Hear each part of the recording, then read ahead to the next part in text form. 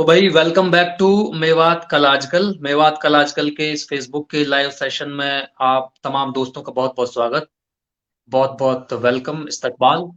और जैसे कि पोस्टर के जरिए दोपहर में ही आज हमने ये बात बताई दी आप लोगों ने कि भाई आज जो है हम मुखातिब होंगे आकिब खानसू। और यह बात है बताने की तो कहीं कोई मेरे ख्याल है बहुत ज्यादा जरूरत अब है ना, क्योंकि चौगर घालू आकिब ही आकिब हो रही है। आकिब ने भाई काम ही इतना बड़ो करो, जैसे हमारे मेवाती में कहवा है ना, लठ गाड़ने वालों काम करो, वो काम भाई आकिब भाई ने करो है। और पूरे देश में जो उन्होंने रैंक हासिल करी यूपीएससी, जो सबसे मुश्किल एग्जाम अपने आप में मानो जावे, और में 268 268 रैंक उन्होंने हासिल करी है।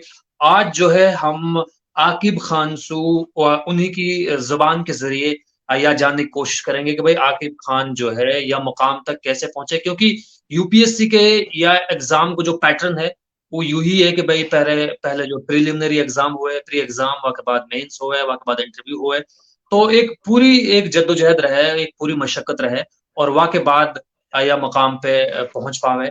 और वाई की आज एक बिना पे वाई की वजह से आज हम जो है मुखातिब हैं एक दूसरे से। सबसे पहले तो आकिब भाई मेवात कल आजकल की तरफ से और मेवात की तरफ से आप लोग बधाई मिल रहे हैं। एक बार दोबारा से हम सबसे पहले आप लोग शुभकामना देना चाहेंगे, बहुत बहुत मुबारकबाद कि आपने ऑल इंडिया लेवल पर 268 रैंक जो है यूपीएससी एग्जाम में हासिल करी। मेवात कल आजकल का पूरे ग्रुप का और पूरे मेवाती भाइयों का मैं तहे दिल से शुक्रिया करना चाहूँगा। और जिन भी लोगों ने मुझे जो भी ग्रीटिंग्स भेजी है और जो भी बधाइयाँ दी हैं उनका मेरे तहे दिल से शुक्रिया। काफ़ी लोगों को मैं रिप्लाई भी नहीं कर पाया हूँ, लेकिन उन सब के लिए जो भी इस चीज़ में शामिल रहे हैं, इस पूरी ओकेजन में शामिल रहे हैं, बहुत बहुत शुक्रिया आप सब लोगों का। जी आकिब भाई, बहुत शुक्रिया आपका, और आपने बेशकीमती वक्त हमें भी दिया। सबसे पहले शुरुआत इस बात से है आकिब भाई के आकिब की जो शुरुआत है वो गांव से हुई, खेडली बहादुर से। खेडली बहादुर जो कि अब तो पूरे इलाके में दिल्ली से लेके आपके गांव तक और जयपुर से लेके आपके गांव तक, यानी चौगर घालू जो है ए खेडली खेडली हुई पड़ी है। तो मैं आपसे याद जानना चाहूंगा, शुरुआत यही से करेंगे हम लोग कि भाई आपको की जो तालीम है वो कहाँ से शुरू हुई, स्कूली जो एजुकेशन है वो कहाँ से शुरू हुई, और फिर स्कूल के बाद में कॉलेज तक आप कैसे पहुंचे, कौन कौन से सब्जेक्ट आपने पढ़े, और घर परिवार को में कौन कौन आपके हैं, या से शुरुआत करना चाहेंगे। हमारे घर परिवार में वही जो अपनी मेवाती परिवार रहे हैं, सेम अपनी एग्रीकल्चर फैमिली है वही। और जैसे अपनी सबन की माँ है तो ऐसी हमारी भी। और माँ बाप अनपढ़ी हैं, लगभग 8वीं क्लास पास है मेरे बाप, और माँ तो बिल्कुल ही अनपढ़ है। जी। और शिक्षा की देखी जाए तो हमारे पास में जो बाजार है गोविंदगढ़ वाई में मेरी पूरी 12वीं तक की पढ़ाई हुई है। और अगर आर्थिक स्थिति देखी जाए तो आर्थिक स्थिति अल्लाह ने हमारी थोड़ी बीच की सी रही है, कभी ऐसी प्रॉब्लम आई ना है। तो कभी भी ऐसा प्रेशर तो आया ना है कि आर्थिक समस्या आ जाए मेरे ऊपर। हाँ, ये जरूर है कि भाई थोड़ा सा बैकग्राउंड कमजोर हो, अपना सब मेवाती इनको कमजोरी है, तो हम्म। खुद का दम पे ही या अल्लाह पे भरोसा रख के ही अपनी जर्नी तय करी है अब तक।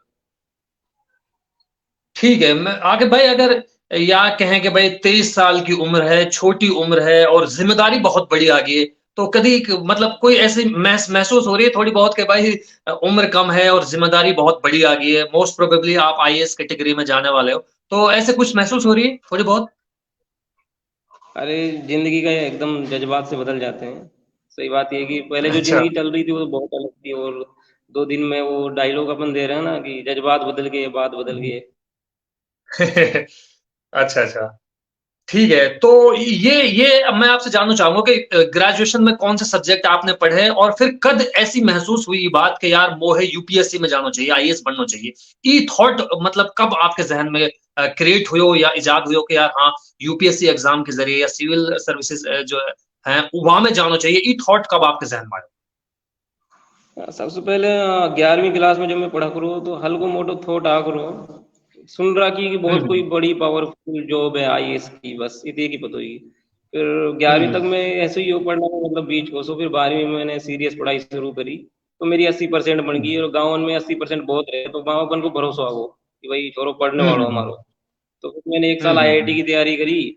और वहाँ 12वीं में एक माइंड में एक पीछे सेट होगी कि भाई आईएएस ही करना है। तो आईआईटी की तैयारी में मेरा अच्छा हम्म परफॉर्मेंस रहा, क्योंकि मैं एक ही साल में मैंने काफी अच्छा स्कोर करा हूँ। फिर वहाँ के बाद मैंने बीएस करनी शुरू कर दी नॉन कॉलेज से, और सेकंड ईयर से मैं सीरियस तैयारी शुरू कर दी 2018 से। 2020 में मैंने मेरा पहला अटेम्प्ट किया, और मैं पहला अटेम्प्ट में मेरा प्री भी निकल गया 21 साल की उम्र में। पर वो अटेम्प्ट मेरा मेंस रहेगा, और कैंडिडेचर कैंसिल कर दी यूपीएससी ने, क्योंकि मेरा फाइनल ईयर को रिजल्ट ना आया। तो फिर वहाँ के बाद ज्योग्राफी ऑप्शनल हो वो अटेम्प्ट मेरा सब्जेक्ट। फिर 22-21 को जब मैंने प्री दियो, तो प्री मेरा दूसरा अटेम्प्ट में रहे वो। तो तब मैंने अपना ऑप्शनल जो सब्जेक्ट हम लिए हुए हैं वो चेंज कर लियो, और हिंदी लिटरेचर ले लियो। अच्छा अच्छा। तो अभी तीसरा अटेम्प्ट हो, या में मैंने तो हिंदी लिटरेचर के साथ दी हुई, और ही पास हो गए इंशाल्लाह। हम्म। तो आकिब भाई, सबसे पहले मेरी तरफ से भी आपको कॉन्ग्रेचुलेशंस। काफी बड़ी बहुत बहुत खुशखबरी की शुक्रिया। बात है। तो बस मैं शुरुआत यहीं से ही करना चाहूंगा कि तो हिंदी आपको जब लिटरेचर आपको रिजल्ट मेंस में सब्जेक्ट सबसे पहले आप जब आपको रिजल्ट आया, सबसे पहले आप कस के थ्रू पता चली, और आप जैसे ही पता चली तो कैसे आपको रिएक्शन, तो वह मूवमेंट एक चलो बार ठीक है। अच्छा जो जी ठीक, ये मोमेंट पूछिए बड़ा मुझे ही बात। स्पेशल ओकेजन में पता चली कि मैं जोहर की नमाज पढ़ रहा हूँ, और अच्छा जोहर की नमाज पढ़ के जस्ट कंप्लीट ही करी कि मेरा दोस्त मेरा रिजल्ट निकाल के मस्जिद में खड़ो के ले तेरो सिलेक्शन होगा। तो बड़ी स्पेशल ही ओकेजन ही, वापस फिर मैं सजदा में चलूंगा अल्लाह का शुक्र करने के लिए। तो तो बहुत स्पेशल जोहर मोमेंट की था ये। नमाज को जामिया मस्जिद में पढ़ रहे हैं आप? हाँ, मस्जिद में पढ़ रहा था मैं नमाज, और उसी टाइम रिजल्ट आया था। मेरे को पता भी नहीं था, वो दोस्तों ने ही देखा, जस्ट खड़ा ही हुआ था नमाज पढ़ के, उन्होंने देखो तेरा रिजल्ट आ गया, तुम्हारा सिलेक्शन हो गया। बस वापस फिर से सजदा में चले गए अल्लाह का शुक्र करने के लिए। चलो चलो, बहुत अच्छी बात है, और बहुत ही आई थिंक ऐसा लगे बहुत सही टाइम पर आपको रिजल्ट भी आ रहा, आप तुरंत ही सजदा करने का मौका मिलो।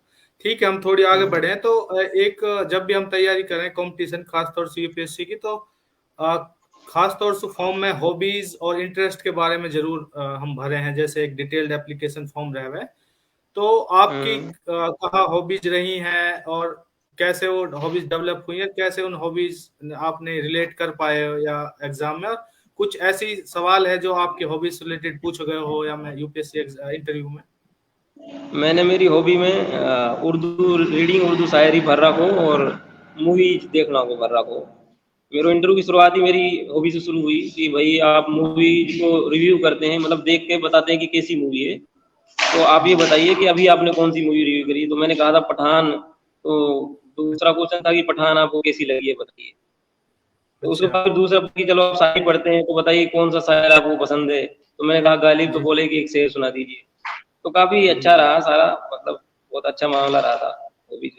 तो आपने गालिब का कौन सा शेर सुना है, अगर सुनाना चाहेंगे, याद होता आपको? हाँ, थोड़ा टेक्निकल है, उम्मीद करूंगा कि यहाँ के लोग समझ जाएंगे।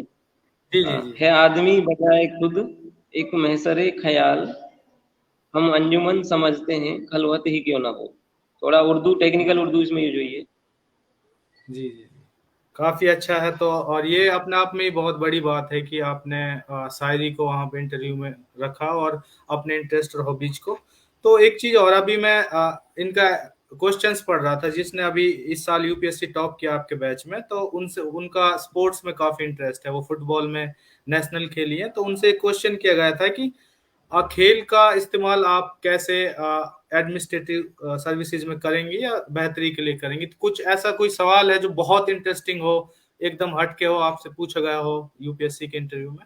वो वहाँ एक्चुअली भाई होता यही है कि वो जो पूछते हैं वो अपने दायरे में पूछते हैं। अब मान ले उस मैडम से जो पूछा गया हो वो आज उस पूछो कि वो स्पोर्ट्स में आपका इंटरेस्ट हो। तो मैंने तो जी हॉबी वगैरह बिल्कुल। ऐसे भरना रखी, तो बस पूछो ना ऐसा कोई क्वेश्चन। मेरे पूरा जी अपना बैकग्राउंड पे चलो, अपना मेवात के बारे में पूछी दो चार बात, भाई डेवलपमेंट कैसे हो, अलवर में डेवलपमेंट कैसे है, और जी भाई जी महिला को स्टेटस कैसे है, ये सब चीज जी। ठीक है। राजस्थान के बारे में। जी जी जी। तो यहाँ पे और भी हम बात करेंगे आगे आपसे। तो एक चीज यूँ है कि लोग जानना चाह रहे हैं कि आपका जैसे आपने तो बताया है कि आपने ग्रेजुएशन में हिंदी लिटरेचर में किया है, और ये लोग ये भी जानना चाह रहे हैं कि आपने किस जगह से ग्रेजुएशन किया है, और आप डेली रोजाना कितने घंटे पढ़ाई करते थे इसकी तैयारी के लिए? ग्रेजुएशन मैंने मत्स्य यूनिवर्सिटी अलवर से ही किया है, और नॉन कॉलेज से था। मैं तो सिर्फ पेपर देने आता था, क्योंकि मेरे को यूपीएससी की तैयारी करनी थी। तो ग्रेजुएशन 20 में मेरा क्लियर भी हुआ था कंप्लीट। और अगर रही बात पढ़ने की, तो अगर ये पूछा जाए कि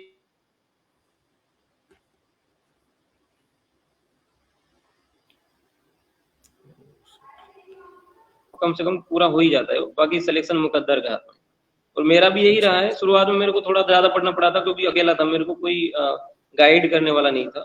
लेकिन बाद में जब मैं जी तीसरा अटेम्प्ट में आते आते मुझे ये चीज समझ में आ गई कि ज्यादा पढ़ाई सुना है, थोड़ा अच्छा पढ़ना शुरू, थोड़ा रणनीति के साथ पढ़ना शुरू, काम बढ़ेगा। तो 8-8 घंटा पढ़ना शुरू करो और अच्छे से पढ़ो तो काम बढ़ेगा इंशाल्लाह। वही 8-10 घंटा की पढ़ाई इन्हों पे है, लगातार 1-1.5 साल। जी जी। तो जैसा कि भाई बता रहे हैं कि 8-10 घंटे पढ़ाई करते थे और उन्होंने काफी प्लानिंग पे उस पर काफी फोकस किया। तो आपने कहीं से कोचिंग वगैरह भी की है? जैसे अभी तो ये आ रहा है कि आप जामिया की रेजिडेंशियल जो आरसीए की कोचिंग थी उसमें थे, इससे पहले कहीं से आपने कोचिंग किया है, तैयारी की है? कुछ उसके बारे में बताना चाहें। शुरुआत में जब मैंने आईएएस की तैयारी शुरू करी, तो वह टाइम हमको तो कोई गाइड करने वाला है ना हो, तो हम ये कोचिंग में चला गया। तो 1 साल मैंने वहाँ कोचिंग भी कर ली। और बाकी जी अगर मुझसे ये पूछा जाए कोई भी एस्पायरेंट की कोचिंग करनी चाहिए या नहीं, तो कोचिंग जी का जी यही है कि 70% मत करे, क्योंकि कोचिंग जो काम करती है वो काम एक आम बच्चा जिसको यूपीएससी की समझ है वो कर सकते हैं, गाइड करने का काम कोचिंग ये भी नहीं ठीक से नहीं कर पाती।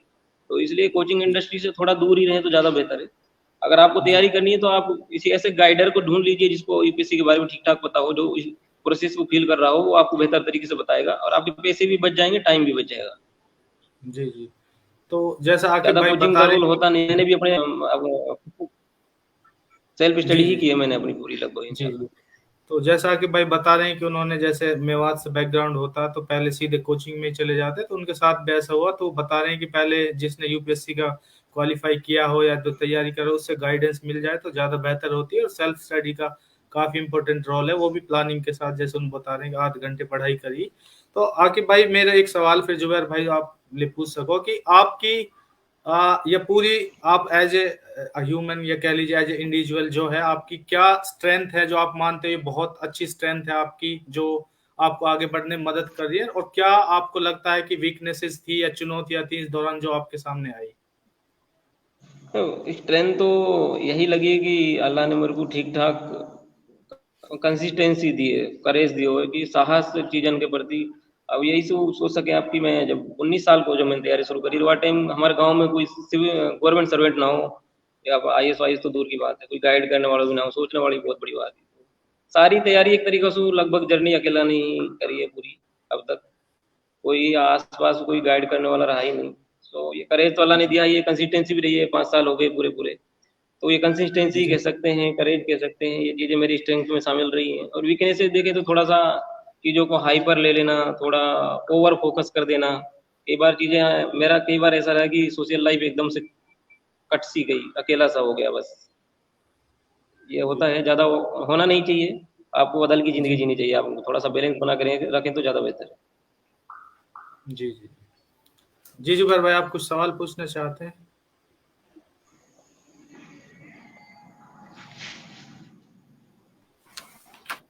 तो आकिब भाई एक चीज और है कि ये तो ठीक है आपने बताया जैसे कि स्ट्रेंथ और वीकनेस के बारे में। तो एक चीज ये है कि लाइफ, पर्सनल लाइफ आपने बताया ना, जब यूपीएससी एस्पिरेंट्स की पर्सनल लाइफ काफी खत्म सी हो जाती है। कई बार इंटरव्यू देखे हैं, इससे पहले भी जो मेवाती सेलेक्ट हुए थे, फैसल भाई है या मुश्ताक भाई है या राकिब भाई है, जो भी रहे, तो उन्होंने यही बताया कि वो काफी लंबे टाइम तक शादियों में नहीं गए, रिश्तेदारों के यहाँ नहीं गए, तो उससे एक स्ट्रेस क्रिएट होता। तो आप कैसे इसके साथ डील करते थे? जो स्ट्रेस आता है उसको कैसे मैनेज करते थे? एक तो ये है कि आप नमाज पढ़ते हैं तो उससे भी थोड़ा आदमी मेंटेन करता है और चीजों को बैलेंस करके चलता है। और क्या तरीके आपने अपनाए अपने आप को स्ट्रेस को दूर करने के लिए, परेशानियों को? थोड़ा ओवर फोकस से बचना होता है चीज़ों में। और शादियों का देखो ये है कि अगर आपकी करीबी शादी है तो आप जाइए, कोई दिक्कत नहीं है। जी इतना प्रेशर नहीं होता कि एक दिन की शादी से आपकी पढ़ाई खत्म हो जाएगी। अगर आपके जी करीबी बहुत बेहतरीन शादी है तो उनको आप इंजॉय कीजिए, ईद जी मनाइए अच्छे से, बकरीद मनाइए, और 5 वक्त की नमाज पढ़िए। 8 घंटे की तैयारी कर रही है, 8-10 घंटे की। दिन 24 घंटे का होता है, अगर आप 8 घंटे सोते भी हैं, 8 घंटे आप पढ़ते भी हैं, तब भी आपके पास 8 घंटा एक्स्ट्रा बच जाते हैं। तो जी इस चीजें मैनेज हो जाती हैं, बस आपको चीजों को मैनेज करना होता है। थोड़ा अदल की लाइफ जीना ज्यादा बेहतर होता है मेरी नजर में। और फोकस करना जी अच्छा नहीं है, ये सेहत के लिए भी अच्छा नहीं है, और इससे मेंटल भी इलनेस आ जाती है। ये मैं चीज फील कर चुका हूँ पहले। अच्छा आकिब भाई, मैं ये भी जानना चाह रहा हूँ आपसे कि भाई बहुत सारे लोग कह रहे हैं कि भाई आईएएस जो बना हुआ है तो बहुत अलग रहा, मैं तो पढ़ाई ना खेला ही ना है, रात दिन किताबन में लगे रहा। तो आपकी हॉबीज और इंटरेस्ट कहाँ, या भी लोग जानना चाह रहे हैं, कमेंट बॉक्स में सवाल कर रहे हैं लोग कि भाई वो तो खेला ही ना, पढ़ा ही पढ़ा रात दिन। तो या के बारे में आपको कमेंट कहा है? तो भाई आईएएस को लेके बहुत ज्यादा भ्रम है हमारे समाज में। अगर आईएएस भी इंसान ही रहे भाई, फरिश्ता ही रहे ना, अगर वो खेलेंगे ना, मिलेंगे ना, कुछ बोलेंगे ना, तो एक साल में वो फिर इंसान तो ना रहेगा, कुछ और ही बन जाएगा, है ना। तो ये चीज की भ्रम की बातें हैं, कहना सुनना की बातें हैं। बाकी ये है कि आईएएस की तैयारी में अगर आपको करनी है तो बस एक चीज होनी चाहिए, वो है आप में कंसिस्टेंसी। आपकी पढ़ाई लगातार बनी रहे 8-7 घंटे की, 8-10 घंटे की बस। थोड़ा रोबोटिक लाइफ जरूर हो जाती है, कि रोबोटिक से मतलब कि आप आपका जिंदगी का रूटीन एक ही जैसा, सुबह से उठे किताबों के साथ फिर सो गए, वही एक ही आदमी से बोलना, एक ही टेबल पे 8 घंटे बैठना, वो लगातार चलता है तो थोड़ा बोरिंग फील होती है। बाकी ऐसा नहीं है कि हर वक्त किताबों के साथ बैठे हैं, ये नहीं होता। ये चीजें आप आदमी जी भी नहीं सकता ऐसे। तो थोड़ा अदल की लाइफ जीना ज्यादा बेहतर होता है, ऐसे ही जीते हैं बच्चे। जब गप्पे मारते हैं तो गप्पे भी बहुत मारते हैं। तो फिर ये मतलब कुल मिला के फिर भी एक बात ये तो है कि भाई कितने घंटा पढ़ना पड़े मिनिमम, अगर पूछी जाए कि भाई कितना घंटा पढ़ना पड़े, तो या के बारे में कहा है जवाब? तो भाई 8 घंटा तो मेरी नज़र में मिनिमम होना ही चाहिए, 8-10 घंटे तो यार। क्योंकि शुरुआत में अगर तैयारी शुरू करिए तो 1-1.5 साल कम से कम 8-10 घंटे चाहिए शुरुआत में तो। जी जी। तो कंसिस्टेंट। कुछ सवालों जो है भाई बात हो चुकी है ऑलरेडी आकिब भाई से, टाइम को लेके, हॉबीज को लेके। एक सवाल है आकिब भाई की, एक सोशल मीडिया का आजकल बहुत चलन है, आप देख रहे हैं, हम भी देख रहे हैं, और मेवात में अगर आप देखो तो बहुत ज्यादा यूथ के पास सोशल मीडिया की एक्सेस है। आप कह सकते हैं 8वीं क्लास के बच्चे भी सोशल मीडिया यूज कर रहे हैं। तो पर्सनल लाइफ में मैं पढ़ रहा था आपके बारे में, लोग ढूंढ रहे थे आपको। एक ने कमेंट कर रखा था कि आकिब भाई ने मतलब अपनी प्रोफाइल लॉक कर रखी है या अभी लॉक की है। तो लोगों में काफी वो था उसको लेके ना, कह सकते हैं कि उपापे की स्थिति। तो आप कितना सोशल मीडिया यूज करते थे, और आपको क्या सोशल मीडिया के बेनिफिट्स दिखे हैं, और ओवरऑल सोशल मीडिया के इस्तेमाल के बारे में आपकी क्या राय है? देखो आज की जो जनरेशन है, जो जिस तरह से सोशल मीडिया को यूज कर रही है, वो तो बहुत खतरनाक है। वो तो एक तरीके से कैंसर है हमारे समाज के लिए, क्योंकि वो तो बहुत गंदा यूज हो रहा है उसका। तो फेसबुक पे मैं जैसे देखता हूँ, वो तो मतलब दुख होता है दिल में देख के भी। तो उसका तो मैं कभी सपोर्ट नहीं करूंगा। और सोशल मीडिया का देखो बहुत लिमिटेड यूज करें, आपके लिए इतना ही बेहतर है। इनफैक्ट मैं तो कहता हूँ, अगर आप फोन का भी अपनी जरूरत से ज्यादा अगर यूज कर रहे हैं तो बहुत दिक्कत है इसमें।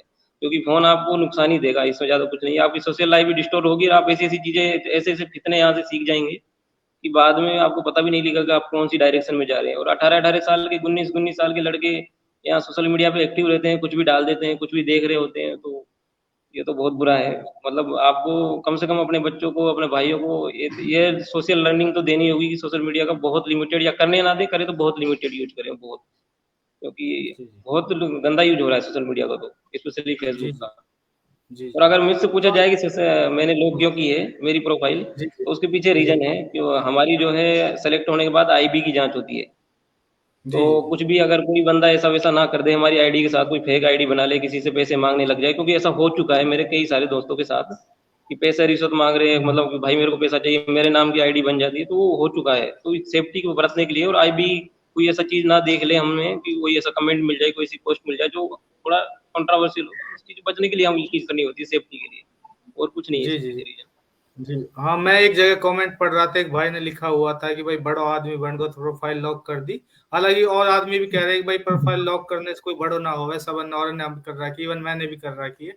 तो ऐसे कमेंट आ रहे, तो ठीक है, आपने बात रखी। एक चीज और है आपसे कि अब आप जाने वाले हो, हम उम्मीद करेंगे कि आप पहले में हो जो जाको आईएएस कैडर अलॉट हो है, और आप आईएएस बनोगे पहले हमारी मेवाती कौम के। तो आप बतौर एडमिनिस्ट्रेटर आप कौन से, मतलब हर आदमी की एक राय है, जैसा मान ले मैं हूं जुबैर भाई, काफी एडमिनिस्ट्रेटर के साथ काम करो, डीसी के साथ है, अभी भी हम कई प्रोजेक्ट पे कर रहे हैं।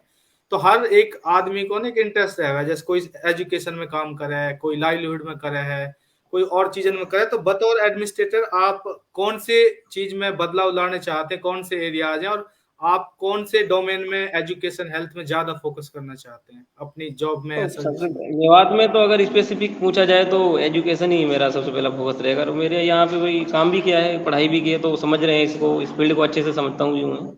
और एजुकेशन में तो हम देख रहे हैं, खासकर जो हमारी लड़कियां हैं, बच्चियां हैं, उनके एजुकेशन को लेकर बहुत ज़्यादा दिक्कत है यहाँ पे। लड़कों में भी आजकल जो साइबर क्राइम का माहौल जो बिगड़ा है, उससे तो पूरा स्ट्रीम ही खराब हो गई है एक तरीके से देखा जाए तो। कहीं ना कहीं एजुकेशन तो है ही, इसका तो कोई इलाज ही नहीं है। और अगर इसका कुछ मॉडल देखा जाए तो कहीं ना कहीं पूरा कम्युनिटी को ही हमको आगे आना होगा, और कुछ ऐसे इंस्टीट्यूशन हमको खड़े करने होंगे जो जिनमें हमारे बच्चे, कुछ गरीब बच्चे या फिर कुछ बच्चियां जो पहुंच सके और क्वालिटी एजुकेशन ले सके और यहाँ पर जी अपना करियर बिल्ड कर सके। क्योंकि मेवात में ये चीज़ें फैसिलिटीज है नहीं, बाहर जाना पड़ता है बच्चों को, और जी बच्चियां तो लगभग रह ही जाती हैं और बाहर उनके लिए एडजस्ट करना बहुत मुश्किल है। एजुकेशन तो मोस्ट इम्पोर्टेंट सेक्टर है ही। इसके बाद गर्ल्स की एजुकेशन हमारे यहाँ, और जो पानी की समस्याएं हैं वो मेवात में है ही, तो उनको इंशाल्लाह जी करेंगे अगर कभी मौका मिला तो। मेरी तो यही जी अभी प्राथमिकताएं हैं।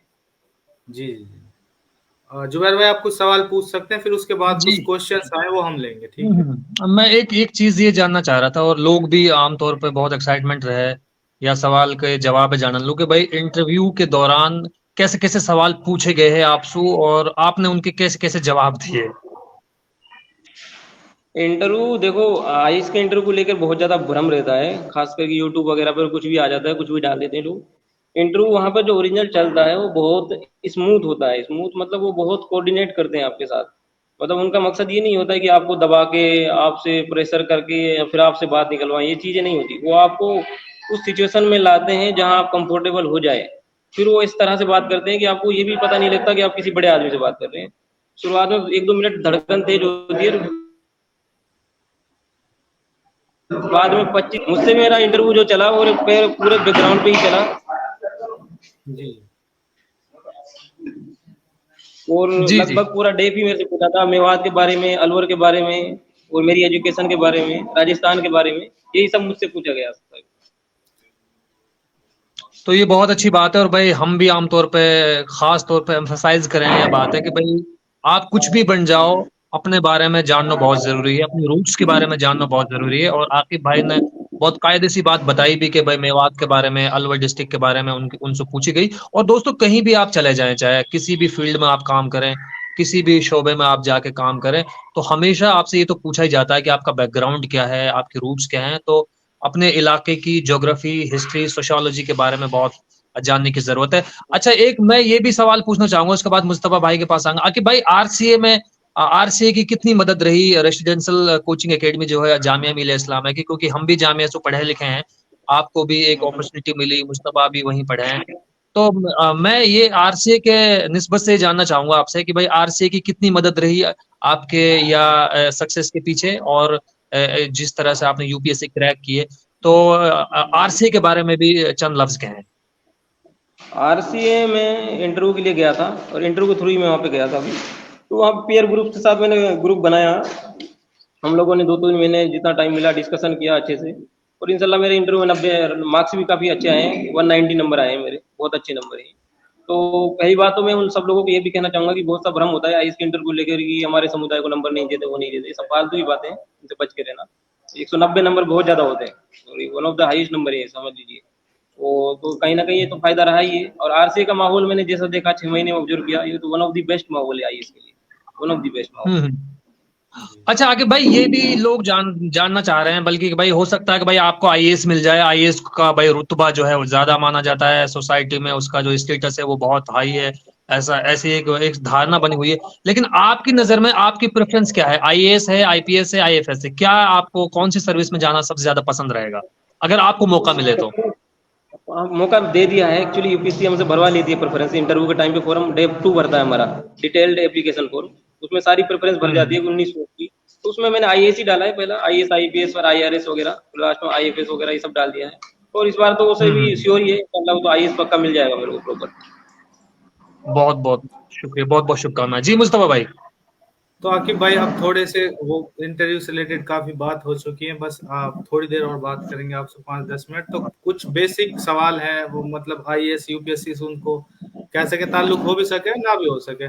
तो एक चीज है कि हम एज ए मेवात कलाजकल टीम माने कि हमारी लैंग्वेज पे काम होना चाहिए। मेवाती अपनी लैंग्वेज एक पहचान है। हम जब भी कहीं जामिया पता आपसे इत्तेफाकन मुलाकात हुई ना हुई है, तो कहीं दूर से देखते भाषा से पहचान ले और नुकनी मिला है। तो आप लिटरेचर के स्टूडेंट, तो आपने शायरी को ऑप्ट किया है, लिटरेचर को सब्जेक्ट पढ़ा, तो आप बतौर अपनी मदर लैंग्वेज को कितनी इंपॉर्टेंस देते हैं, क्या इसके बारे में आपने पढ़ा है या आप कुछ बताना चाहते हैं? एज ए मेवाती हमारे लिए हमारी लैंग्वेज में बात करना, उसको सहजना कितना इम्पोर्टेंट है?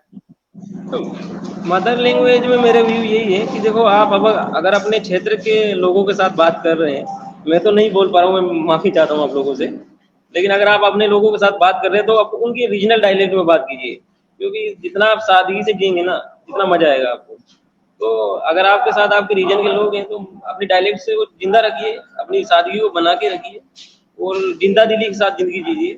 जहाँ जरूरत नहीं है वहाँ फालतू के शब्द जहाँ यूज करें, क्योंकि माहौल में हाँ बोलना होता है, परिस्थितियों के अनुसार तो आपको बोलना होता है, वो तो अच्छी बात है, लेकिन ऐसा नहीं है कि आप मेवात में है और यहाँ आप सीधी हिंदी बोल रहे हैं। आप मेवातियों के साथ मेवाती बात करिए तो ज्यादा बेहतर है। जी। एक सवाल आया, रॉबिन खान भाई है, उन्होंने पूछा कि मेरी इंग्लिश लैंग्वेज कमजोर है, क्या मैं फिर भी ट्राई कर सकता हूँ? और आपका मीडियम क्या रहा है? मेरा टोटल मीडियम हिंदी रहा है, प्री मेंस इंटरव्यू सब। तो पहली बात तो ये है कि इंग्लिश का कोई पेपर ही नहीं होता यहाँ में। दूसरा एक और भ्रम रहता था कि यहाँ का इंटरव्यू इंग्लिश में चलता है, तो ये भी भ्रम है। मैंने ये पूरा इंटरव्यू मेरा हिंदी में दिया है, तो उसमें कोई समस्या आती है नहीं। बस इंग्लिश का थोड़ा इम्प्रूव करना होता है, वो आप न्यूज पेपर भी पढ़ लेंगे लगातार 5-6 महीना इंडियन एक्सप्रेस, तो उसकी आपकी इम्प्रूव हो जाएगी। ज्यादा जरूरत इंग्लिश की होती नहीं है, काम चला हो जाए तो बेहतर है। एक सवाल और है, एक हसन अकेड़ा सर हैं, हमारे प्रिंसिपल की पोस्ट से रिटायर्ड हैं, अभी एक स्कूल भी चलाते हैं, काफी इंटेलेक्चुअल में बात के। वो ये जानना चाह रहे हैं कि आपकी इंस्पिरेशन कौन रहा इंसान, आपके घर में से रहा है या कोई भी ऐसा व्यक्ति जो आपकी इंस्पिरेशन बहुत रहा? 11वीं क्लास में जब मैं पढ़ता था तो एक टीचर बार बार कहता था कि दमो तो आईएएस बनो। मतलब वो क्या है कि एक चिंगारी आ गई थी दिल में, आईएएस बनना है। ऐसा कोई बाहर से तो मेरे पास कोई एग्जाम्पल था ही नहीं जिसको मैं सेट कर रहा था, क्योंकि बस ये है कि ये पता था कि कोई बहुत पावरफुल जो है वो 12वीं में पढ़ना स्टार्ट कर दिया, तो फिर एक गोल भी सेट हो गया कि हाँ करना तो आईएएस ही है इंशाल्लाह। और उसके बाद फिर मैंने मेरे अल्लाह ने क्वालिटी दी है कि मतलब एक बार मैं सोच लेता हूँ तो मैं करना शुरू कर देता हूँ उसको, फिर मैं ज्यादा सोचता नहीं। वही रहा है मेरा तो, क्योंकि मैं 19 साल का था जब मैंने तैयारी शुरू की थी। आज लगभग 23.5 साल पूरे होने जा रहे हैं। 4 साल 5 साल बाद ये पूरी सफलता मिली है। ये बेहद खुशी की बात है। ज्यादातर भाई ये पूछना चाह रहे हैं कि यूपीएससी से रिलेटेड तैयारी के बारे में, हम उनसे यही बात कहना चाह रहे हैं कि अभी आके भाई का थोड़ा सा सिलेक्शन हो, बिजी शेड्यूल है, तो यहाँ पे कई दिन डिटेल में जब फ्री होएगा मुलाकात करके बात करेंगे कि भाई यूपीएससी की तैयारी कैसे करें, कहाँ करें। एक सवाल और है कि आपके नाम में मेरे हिसाब से तो आकिब है, आकिब लिख रखी है, ये ज्यादातर मेवाती मेरे नाम में भी गड़बड़ है, तो वही मास्टर ने गड़बड़ी करी है या कैसे गड़बड़ हुई है? तो भाई हम जो लोग मेवाती हैं तो हमारे पास उर्दू सच में आती ही नहीं है। हम नाम तो रखते हैं दीन वाले, पर अपन जो उसकी मीनिंग लिखते हैं वो बिगाड़ देते हैं। पर हालांकि इस नाम के बिगाड़ने के पीछे मैं खुद ही जिम्मेदार हूँ कि स्कूल में मैंने यूनिक बनाने के चक्कर में ये कर दिया। इसको बाद में पता चला ये ऐसा कोई वर्ड ही एग्जिस्ट नहीं करता। एक्चुअल में नाम आकिब होता है, उसका मतलब फॉलोवर होता है। आकिब जैसा कोई शब्द एग्जिस्ट नहीं करता, पर जो अब शब्द है तो है, क्या कर सकते हैं, इसी नाम के साथ जीना है। नहीं बिल्कुल, ये काफी ख्याल। जब हमने तो अपनी पोस्ट में भी जब भी लिखा है तो ब्रैकेट में आकिब जरूर लिखा, क्योंकि हम कॉन्टेक्स्ट से वाकिफ हैं, तो ये दिमाग में आ रहा था। ज्यादातर तो स्कूल में गलती होती है, पर आपका भी सही बात है कि आपसे ये गलती हुई है, तो ठीक है। और एक चीज जुबैर भाई, आप कुछ पूछना चाहते हैं, फिर उसके बाद हम इसको 2 मिनट 3 मिनट बाइंड अप करेंगे, फिर इसे नहीं भाई, मैं तो यही जानना चाह रहा हूँ कि भाई आजकल जो है एक नेगेटिविटी फैली पड़ी है पूरे इलाके में। देखो, ऑप्टिमिस्टिक इंसान रहे अच्छी बात है और बहुत ज्यादा अभिलाषी रहे इंसान, चीजन की तरफ जान लूं, लेकिन हमारे इलाके में यासो भी कहीं मुजतबा हम या भी नजरअंदाज ना कर सके, बहुत ज्यादा नेगेटिविटी फैली पड़ी है, बहुत ज्यादा साइबर क्राइम के बारे में हम थोड़ा बहुत बातचीत कर ही चुके हैं। तो हमारे इलाके की जो यंग जनरेशन है अनफॉर्चुनेटली कुछ ऐसे डायरेक्शंस पे जा रही है, कुछ ऐसे ट्रैक पे जा रही है जो ना जानी चाहिए, जो मतलब मेरे ख्याल से समाज के हित में सही ना है। तो मैं तो यही कहूंगा तमाम लोगों से, आकिब हमारे पे जो है सबसे बड़ा मोटिवेशन है, सबसे बड़ी इंस्पिरेशन है, और उनके जरिए हम सीख सकें कि भाई एक सादगी के जरिए, अपने इलाके की पहचान के जरिए और सच्चाई और ईमानदारी और अनुशासन की के जरिए मेहनत अगर हम करें तो हम कोई भी मुकाम पे पहुंच सकें। तो आकिब भाई आप अपने अल्फाज में या बता सको कि भाई हमारी जो यंग जनरेशन है, क्योंकि कल को भाई अब जो हमारे गार्जियंस हैं जो या जो हमारे बड़े बुजुर्ग हैं, पेरेंट्स हैं, वो हो सके भाई 20 30 40 साल या कभी भी बेचारे वो जा सकें, तो अगली जनरेशन जो थर्ड जनरेशन में जो हम हाँ, तो समाज को जो जितनो जिम्मेदार तबका बनेगा, वहाँ की जो रीड बनेंगे, वहाँ की जो बेस बनेगा, वो यंग जनरेशन बनेगी। लेकिन यंग जनरेशन लोग कोई आपको ऐसा संदेश होगा कि भाई कहाँ हमने करना चाहिए और मौजूदा जो दौर है या के साथ तारतम्यता या के साथ तालमेल कैसे हम बिठा पाएंगे? मौजूदा जो यंग जनरेशन है उससे मैं यही कहूँगा, सबसे पहले तो ज़्यादा सोशल मीडिया में अपने आप को इन्वॉल्व ना रखें। और जो एक बहुत गंदी हमारे समाज में एक स्ट्रीम चल गई है साइबर क्राइम की, उनसे तो मैं हाथ जोड़ के कहूँगा कि भाई अपने अपने आप को, अपने भाइयों को, जो भी सगे संबंधी, सबको दूर रखो इससे। तो इसके आगने वाले टाइम में इसके बहुत बड़े खतरनाक रिपर्सन आ सकते हैं। और एजुकेशन पे ध्यान दो और कैरियर गोल सेट करो और अपनी दीनी तालीम वगैरह ये सब अच्छे से कंप्लीट रखो। जब आपकी दोनों तालीमें, दीनी और दुनियावी तालीमें अच्छे से रहेंगी, इंशाल्लाह आप अपनी दुनियावी जिंदगी बहुत अच्छे से जी पाएंगे और अदल की जिंदगी जिएंगे। उनको मेरा यही गोल है कि नेगेटिविटी से दूर रहें, फालतू के लोगों से अपने आप को दूर रखें। ऐसा ग्रुप दोस्तों का सर्किल ना बनाएं जहाँ से मतलब एक नेगेटिव एनर्जी आती हो।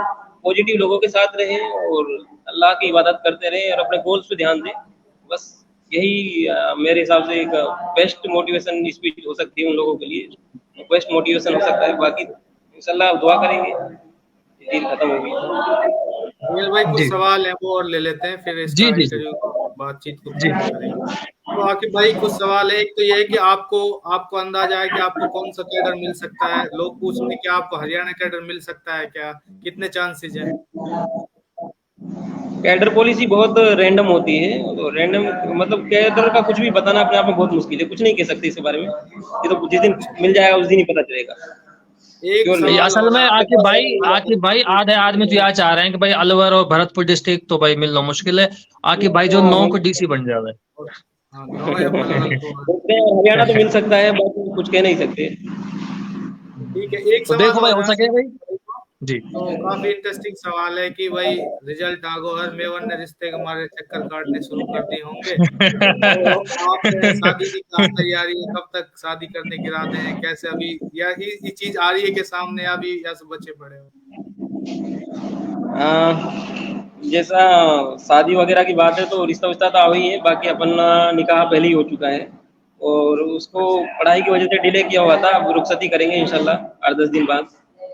तो शादी वादियों का जो भी है तो वो तो अपना है ही नहीं, अब निकाह ही हो चुका है। तो बहुत बढ़िया, आपको बहुत बहुत मुबारक हो भाई जो पूछ रहे हैं। और एक ये भी आपकी जबान से ही बात आ रही है कि भाई कि आप मतलब दुनियावी चीजों के बारे में तो वाकिफ है माशाल्लाह, लेकिन आप दीन के भी काफी परहेजगार नजर आ रहे हैं। नमाज को आप तलब लग रही है, एक तो जैसे महसूस हम कर रहे हैं क्योंकि इंटरव्यू सेशन शुरू होने से पहले आपने जिक्र कर ही दिया माशाल्लाह। ये भी बहुत अच्छी बात है कि भाई दीन और दुनिया दोनों खुदा ने आप लोग दी, दोनों चीजों से नवाजे। तो या के मेरे ख्याल है तमाम लोग सुन रहे हैं मेवात में भाई, सैकड़ों लोग सुन रहे हैं, यहाँ पे हजारों लोग सुन रहे हैं बल्कि।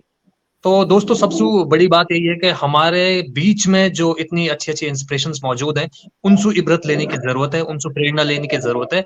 और मेवात के लोग भी कहीं पीछे ना है, जैसे हम लिखते भी रहे कि भाई ऐसा भी है मेवात। एक पक्ष कैसे भी हो सके, नेगेटिव हो सके, इंटेरोगेटिव हो सके कोई पक्ष, लेकिन दूसरों पक्ष भी जानने की जरूरत है। और दूसरों पक्ष जो है या दौर में आज की तारीख में, जैसे कल भाई चौगर खान लो एक ही बात हुई पड़े भाई आकिब कौन है, आपके गांव के बारे में, खेड़ली बहादुर के बारे में, गोविंदगढ़ के बारे में, अलवर डिस्ट्रिक्ट के बारे में, राजस्थान के बारे में और पूरे मेवात क्षेत्र के बारे में ज्यादा तरह से लोग जानने की दिलचस्पी लोगों में बढ़ी है। वहां से एक अंदाजा लगाया जा सके कि दोस्तों अगर कोई पॉजिटिव काम कर रहा है, कोई ऐसा काम कर रहा है जो देश लो, जो इलाके लो, जो पूरी सोसाइटी लो एक कॉन्ट्रीब्यूट बेहतर तरीका से कर पावे, तो वहां की सराहना होनी चाहिए, हो रही है। और भाई जो है आकिब भाई जो है सराहना के काबिल। आकिब भाई एक और सवाल आ रहा, वैसा सवाल है इमोशनली कि भाई हमारी माँ जो बेचारी रहा, जैसे हमारी माँ आमतौर पे मेरी भी, मुश्तबा की, आपकी भी, ज्यादातर हमारी माँ जो रहे बेचारी अनपढ़ हाउस वाइफ है, घर के काम काजन में लगे रहे। जब वालुकाई ने बताई पहली बार कि भाई आकिब जो है इतनी बड़ी पोस्ट पागो, तो कैसे समझी ही हूँ, और वालों बेचारे लोग कैसे आपने समझाई कि माँ कि मैं इतनी बड़ी पोस्ट पा गया हूँ, और अब जो है मैं मैं लाल तो बत्ती की गाड़ी में घर लो आऊंगा या आप पे बिठाऊंगा, तो क्योंकि हमारी माँ जो है आमतौर पर हाँ बहुत इमोशनल रहा और बहुत ज्यादा बेचारी जाने ना, और मैं तो कहता रहूं कि 60-70 साल की उम्र है बेचारी, 60-70 किलोमीटर में खत्म कर दे वो। हाँ, मैं तो यार उस दिन जामिया में था, मेरे अब्बा को मैंने यहाँ बता हम्म। दिए थे फ़ोन करके, और उन्होंने सबको जी। बता दिया था। बाकी रही बात कि कलेक्टर कहाँ रहे, कहाँ रहे, वहाँ के लिए तो हमारा अब्बा ही बहुत है, बता लूँ कि ये रहे, अच्छा वो अच्छा। रहे। तो हाँ हाँ हाँ। इतना तो बताइए कि कुछ भी नहीं पता था, तो सीधे बताइए कलेक्टर बना है उनका बेटा बस। तो कलेक्टर क्या है, जी। क्या नहीं है, वो तो ठीक है। सबसे बड़ी पोस्ट है, बस इतना जानती हो। हाँ, कुछ बहुत बड़ी एक नौकरी लग गया है। एक सवाल और है कि जुगल भाई, जैसे ना टॉपर आवे यूपीएससी के क्वालिफाई करें, सबसे पहले जाति या कास्ट ढूंढे, तो हमारे इन भी गोत्रपाल चला है, तो एक साबिर कासमी है जनाब, वो भी पत्रकार हैं थोड़े और वो काम करते हैं, तो वो ये जानना चाह रहे हैं कि आपका गोत्र कौन सा है, किस में बिलोंग करते हैं, क्योंकि हमारे यहाँ थोड़ा ये रिचुअल है तो पूछते हैं। वो तो कहीं करेंगे यार, जान के म्यू म्यू सब भाई भाई। वो तो नहीं मैं नहीं, वो ज़्यादा तो इंटरेस्ट है नहीं फिर लेता, भी। तो मैं फिर बताना भी भी नहीं चाहूँगा। अच्छा अच्छा, ठीक है। छोड़ो यार। ठीक। बाकी यार टाइम कम है, थोड़ा मेरे को जाना है ना, तो नहीं नहीं, ठीक है आकिब भाई, तो जुबैर भाई ठीक है, आप एंड कर सकते हैं ठीक है। इसका, काफी टाइम हो भी बहुत गया बहुत है। बहुत बहुत शुक्रिया शुक्रिया आप सब आकिब भाई लोगों आपका। का। जी। बहुत आकिब शुक्रिया भाई पूरे बस मेवात आपसे का। लास्ट में आप ही इसका एंड कीजिए, जो भी आप कहना चाहते हो। मेवात के काफी लोग, अभी 500 से ज्यादा लोग आपको देख रहे हैं लाइव, और कम से कम काफी लोगों ने देखे, जो आप मैसेज देना चाहते हैं आप इस सेशन का एंड कर सकते हैं। और पेरेंट्स को भी दीजिए, बहुत गार्जियंस को भी आप मैसेज दीजिए कोई। बहुत बहुत शुक्रिया आप सब लोगों का, मेवात आज तक, और जितने भी मेरे भाई इस चैनल को सुन रहे हैं और मोटिवेशन के लिए जो भी सुन रहे हैं, बहुत बहुत शुक्रिया आप सब लोगों का। और जो जिन भी लोगों ने मुझे बधाइयाँ दी हैं, जो दे रहे हैं, और जिनका मैं रिप्लाई नहीं कर पाया हूँ, उन सबके लिए मेरे दिल से शुभकामनाएं, और दिल से शुक्रिया उन सबका। बाकी उनके पेरेंट्स को, या हमारे सबके पेरेंट्स को देखा जाए, तो मेरा तो उनके लिए यही मैसेज है कि अपने बच्चों को भरोसा रखें, अच्छी उनको तालीम दें, अच्छा उनकी परवरिश करें। इंशाल्लाह एक दिन उन्हीं में से कोई ना कोई आगे और निकल जाएगा। उम्मीद करेंगे मेवात में हम्म। इंशाल्लाह आने वाली जनरेशन बहुत अच्छी होगी। बेस्ट ऑफ लक आप सब लोगों के लिए, आप सब लोगों की जर्नी बहुत अच्छी हो। आप सब लोग उन चीज़ों से बचें जो आजकल मेवात में हो रही है। यही मेरी आप सब से दुआएं होंगी, अल्लाह से दुआएं होंगी इंशाल्लाह। बहुत बहुत शुक्रिया आप सब। ठीक। बहुत बहुत शुक्रिया आकिब भाई। आकिब भाई आपका बहुत बहुत शुक्रिया, आप आए, समय दिया उसके लिए, तो आपके लिए फिर से ऑल द बेस्ट है। इंशाल्लाह हम कोशिश करेंगे आईएएस कैडर अलॉट होकर आपको ऐसा कैडर मिले जिसमें आप मेवात से रिलेटेड सेवा दे पाएं, वो उसके लिए भी हमारी तरफ से ऑल द बेस्ट है, बेस्ट विशेज है। इंशाल्लाह आपकी सारी जितनी भी तमन्नाएं वो पूरी होंगी, और मेवात आपको बहुत ज्यादा बधाइयां दे रहा था। मेरे जितने भी भाइयों ने ये देखा है या जो चीजें की हैं, रखी हैं सामने, आकिब को कॉन्ग्रेचुलेट किया, तो उनकी तरफ से भी बहुत बहुत शुक्रिया। उम्मीद करते हैं जो आकिब भाई ने फीडबैक या सजेशन दिए हैं उन पर हम काम करेंगे, और इंशाल्लाह मिलकर एक बेहतर मेवात को बनाने में आगे बढ़ेंगे। आप सभी देखने वालों का बहुत बहुत शुक्रिया। बहुत जी शुक्रिया।